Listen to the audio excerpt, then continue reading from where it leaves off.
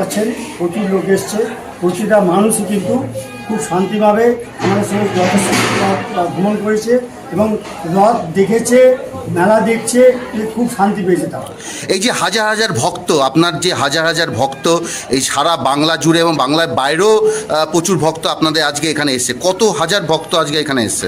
মোটামুটি 30,000 ভক্ত এসছে এখানে।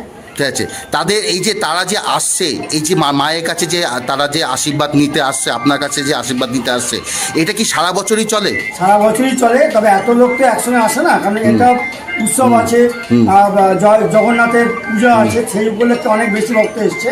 এই সারা বছরই ভক্ত আমার কাছে আসে, হ্যাঁ, প্রতিদিনই লোকজন আসে এখানে, সারা বছরই ভক্ত আসে আমার। এই যে আপনি সারা বছর যেহেতু পুজো আশ্রার মধ্যে থাকেন, এই জগন্নাথ দেবের রথযাত্রা ছাড়া আর কি কি এখানে উৎসব হয়? এখানে চণ্ডী মাতা মন্দির আছে, এটা চণ্ডী মাতা মন্দির। চণ্ডী মাতা মন্দিরে ফাল্গুন মাসে উৎসব হয়, সব চণ্ডী মাতা মন্দিরে তখনও লোক প্রচুর আসে, 25,000 লোক আসে, প্রচুর ভক্ত আসে, আমাদের ভক্তরা সমাগম থাকে এবং তারা এখানে ভালোবাসে, ভালো লাগে তাদের, সেই জন্য এখানে ভাসে।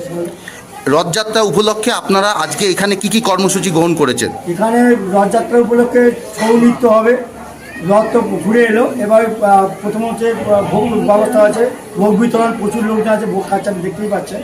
আর ছৌ নৃত্য আছে, ছৌ নৃত্য আছে, শুধু পুরুলিয়া থেকে এসছে বিকাশ মনি বলে একটা ভদ্রলোক আছেন, উনি ছৌ নৃত্য করেন, ওনার সঙ্গে যোগাযোগ হয়েছিল, উনি এসে ছৌ নৃত্য করবেন।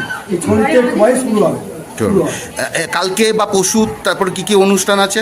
আগামীকাল পরশু এমনি পূজা আসা হবে, আর উল্টো রথের সময় আবার পুতুল নাচের অনুষ্ঠান হবে, ওটা আবার নদিয়া থেকে আসবে, নদিয়া থেকে পুতুল নাচ আসবে, পুতুল নাচের অনুষ্ঠান হবে। এই যে আপনি আপনার স্ত্রী, আপনার সন্তান নিয়ে যে এই যে এত বড় কর্মকাণ্ড করছেন, এই যে আপনার যে উৎসাহ প্রেরণা, এ কিভাবে আপনাকে জুগিয়েছে? তো ভগবান যোগায়, ঈশ্বর যোগায়, আমাদের জগন্নাথ যোগায়, মা চণ্ডী আছে আমার, চণ্ডী যোগায়। এটা আমার পিতৃদেবের আমলের মন্দির, পিতার করতে পিতৃদেবের আমলের মন্দির এটা, ঠিক আছে। পিতার স্মৃতির উদ্দেশ্যে এই জগন্নাথ দেব তৈরি হয়েছে। আমি যখন রাত্রে শুয়ে দেখছি যে আমার ছেলে কান্নাকাটি করছে, আমার বাবা বলছে যে একটা ছেলেকে রথ কিনে দিতে পারছিস না, আর ছেলে বলছে যে আমি ছোটো রথ নেবো না, হ্যাঁ, সেইভাবে সেই চিন্তা ভাবনা করে